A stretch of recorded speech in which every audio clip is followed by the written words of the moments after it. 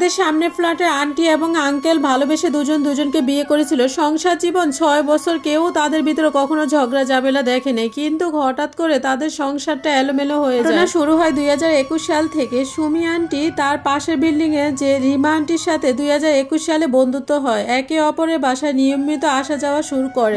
সবকিছুই চলতেছিল তাদের ভিতরে। তারা দুই বান্ধবী সিদ্ধান্ত নেয় তারা একই ফ্ল্যাটে সাব ফ্ল্যাট হিসাবে থাকবে। বলা সেই কাজ 2022 সালে তারা সাব ফ্ল্যাট থাকা শুরু করে। দুই বান্ধবী মেশিন জামা, জুতা, কসমেটিক সবকিছু মেশিন চলতো তাদের। আন্টির হাজবেন্ড মাসে প্রায় 30,000 টাকার মতো ইনকাম করতো, আর লিমা আন্টির হাজবেন্ড মাসে প্রায় 20,000 টাকার মতো ইনকাম করতো। সুমি আন্টি ছিল লাভ ম্যারেজ আর লিমা আন্টি ছিল অ্যারেঞ্জ ম্যারেজ। জনে প্রায় 1.5 বছরের মতো সাব ফ্ল্যাট থাকে। সুমি আন্টি সবথেকে বড় ভুল ছিল একসাথে সাব ফ্ল্যাট থাকা। 2023 সালে যখন হঠাৎ করে সুমি আন্টি অসুস্থ হয়ে যায়, বাপের বাড়িতে যখন কিছুদিন বেড়াতে যায়, ওই সময় লিমা আন্টির হাজবেন্ড কিছু দরকারি কাজে বাইরে চলে যায়। তখন এর ভিতরে লিমা আন্টির সাথে সুমি আন্টির স্বামী সম্পর্ক তৈরি করে ফেলে গভীরতা ভাবে। তখন সুমি আন্টি যখন গ্রাম থেকে এসে দেখে তার স্বামীর আচরণ অনেক পরিবর্তন হয়ে গেছে। সুমি আন্টির সাথে সবসময় মিসবিহেভ করতো, পাশাপাশি ঘুমাতে চাইতো না, একসাথে খেতেও বসতো না, আর এদিকে সবসময় আন্টিকে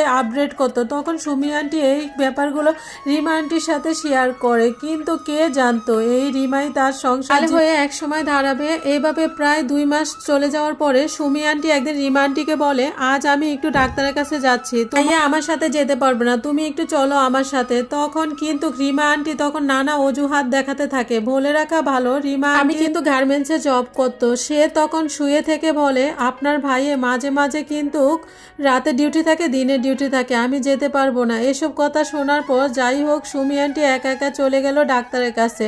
বাসায় ফিরে দেখে বাসার মেন দরজা একদম খোলা। ঢুকে দেখে সুমি আন্টির হাজবেন্ড তার বান্ধবীকে নিজ হাতে খাইয়ে দিতেছে, হাসাহাসি করতেছে দুজন একসাথে। এসব দেখে সুমি আন্টি কোনো রিয়াক্ট করে না, চুপচাপ থাকে। আর তিনি তাদের এটা বুঝে যে সে কোনো সন্দেহ করে। পর থেকে তার জামাইকে আর বান্ধবীকে চোখে চোখে রাখে। একদিন রাতে ঘুমাইতেছিল, তখন তার হাজবেন্ড রিমা আন্টির রুমে ঢুকে দরজা বন্ধ করে দেয়। তারপর সুমি আন্টির ঘুম হঠাৎ করে ভেঙে যায়।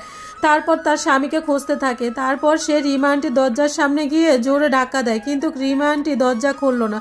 সে বলল তার ঘরে জামাই ঘুমিয়ে আছে, এখন দরজা খুলতে পারবে না। তার রুমে তখন তার স্বামী ঘুমাচ্ছিল না, কিন্তু তার স্বামী রাতে ডিউটি ছিল। এটা আন্টি হাজবেন্ড তখন তার রুমে ছিল। সুমি আন্টি তখন হাতে নাতে ধরার জন্য ফোনে তখন ফোন দেয়। তখন ফোনটা তখন ঠিক রিমা আন্টির রুম থেকে বেজে ওঠে। আর বাস একদম ঝামেলা এখান থেকে শুরু। রিমা আন্টির সাথে সুমি আন্টির পরকীয়াটা তখন ধরা পড়ে। যখন রুমে রিমা আন্টি সুমি আন্টি জামাই ধরা পড়ে, তখন সুমি আন্টি নিজেকে কন্ট্রোল করে রাখতে পারে না, চিল্লাচিল্লি করে। আশেপাশে ফ্ল্যাটের সব মানুষ একসাথে হয়ে যায়। সুমি আন্টির হাজবেন্ড অনেক ক্ষিপ্ত হয়ে রাগারাগি করে আন্টিকে অনেক মারধর করে। আর ওই দিন পাশের ফ্ল্যাটের মানুষেরা এসে সুমি আন্টির হাজবেন্ডকে অনেক বকাচকা করে, কটুর কথা বলে। আর এদিকে রিমা আন্টির হাজবেন্ড এসব ঘটনা শোনার পর প্রায় পাগল হয়ে গেছে। রিমা আন্টির 2 ছেলে, বড়টা বয়স 5 বছর আর ছোটটা বয়স 1.5 বছর। এখন রিমা আন্টির হাজবেন্ড সিদ্ধান্ত নেয় তারপরের দিনই বাসা চেঞ্জ করে দিবে। রিমা আন্টির সাথে অনেক রাগারাগি করে, তাকে তালাক দিতে চায়, কিন্তু রিমা আন্টি বাসা ছাড়তে চায় না, কান্নাকাটি করে, মাপ চায়, সন্তানের দোয়া দেয়। পরের দিন সুমি আন্টি শ্বশুরবাড়ির সব হাজির হয়। সবাই সুমি আন্টির পক্ষে ছিল, কিন্তু সুমি আন্টির বাবার বাড়ি থেকে কেউ আসে না। ওনার বাবা মা ওনাদের বিয়েতে রাজি ছিল না, লাভ ম্যারেজ করে বিয়ে করছিল। তাই যাই হোক বিচার সালিশ হয়, মাপ চাওয়া হয়, রিমা আন্টি বাসা ছাড়ে, কিন্তু বাসা ছেড়েও কোনো লাভ হলো না। সুমি আন্টির হাজবেন্ড আরো বেশি খারাপ আচরণ করা শুরু করে আন্টির সাথে। আন্টিকে শুধু সান্ত্বনা দিতাম আমরা। এই ঘটনার পরে আন্টি ধীরে ধীরে অসুস্থ হয়ে পড়েও অনেকটা শুকিয়ে যায়।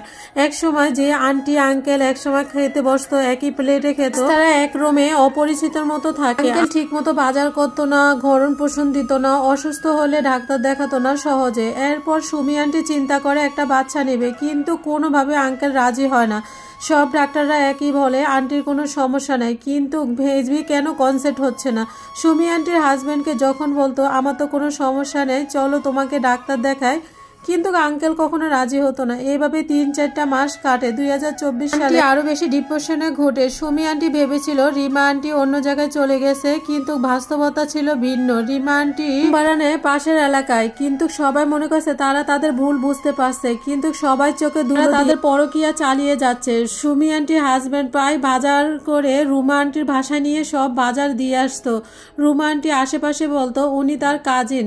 আশেপাশে মানুষ এরকম কিছু ভাবতো না। রিমা আন্টিকে নিয়ে ঘুরতে যাওয়া, একসাথে শপিং করা সবকিছু চলতে থাকে। এই ঘটনাগুলো সুমি আন্টি কান পর্যন্ত চলে আসে। এরপর আন্টি আরো ডিপ্রেশনে চলে যায়। তখন আন্টি সিদ্ধান্ত নেয় সে আর এই সংসার করবে না। আন্টি তার পরিবারের সাথে এই ঘটনাগুলো শেয়ার করে। তখন তার পরিবার জানায় সংসার জোড়া লাগাও, সংসার ভাঙার কোনো দরকার নাই। আমরা প্রায় সময় দেখতাম আন্টি বারান্দায় হেলান দিয়ে ঘন্টার পর ঘন্টা কি জানি চিন্তা করে। কারোর সাথে মিশতো না, কথা বলতো না। ডিভোর্সের কথা উঠলে তার হাজব্যান্ড রাগারাগি করতো। তার হাজব্যান্ড কিন্তু তাকে ডিভোর্স দিতে চাইতো না। তখন সুমি আন্টির মনে সন্দেহ জাগে যে এত কিছু হওয়ার পরেও সে কেন আমাকে ডিভোর্স দিতে চায় না। তারপর অনেক জোরাজুরি করার পর আঙ্কেলকে সে ডাক্তারের কাছে নিয়ে যেতে পারে। ডাক্তার জানায় আঙ্কেলের সমস্যা আছে, তারা কখনো মা বাবা হতে পারবে না। তখন সুমি আন্টি আরো ভেঙে পড়ে, তখন আরো বেশি কান্না করতো। তারপর আমরা সুমি আন্টিকে অনেক বোঝানোর চেষ্টা করতাম। এরপর হঠাৎ করে দেখলাম আঙ্কেল অনেক বেশি ভালো হয়ে গেছে, বাজার করতো, নামাজ পড়তো, আন্টির অনেক খেয়াল রাখে, আন্টিকে ওয়াদা করে আর কখনো পরকীয়া লিপ্ত হবে না, আন্টিকে সে অনেক ভালোবাসবে। আর এই কথাগুলো আমরা জানতাম কারণ আন্টির সামনের ফ্ল্যাটে আমরা থাকতাম। আন্টি সবকিছু আমাদের সাথে শেয়ার করতো। আঙ্কেল তখন ঠিকমতো বাজার করতো, চিকিৎসা করতো, আন্টিকে হাসি খুশি রাখতো। এক কথায় বলা যায় আন্টি তখন আঙ্কেলকে অনেক বেশি ভালোবাসতো, আঙ্কেলও আন্টিকে অনেক বেশি ভালোবাসতো।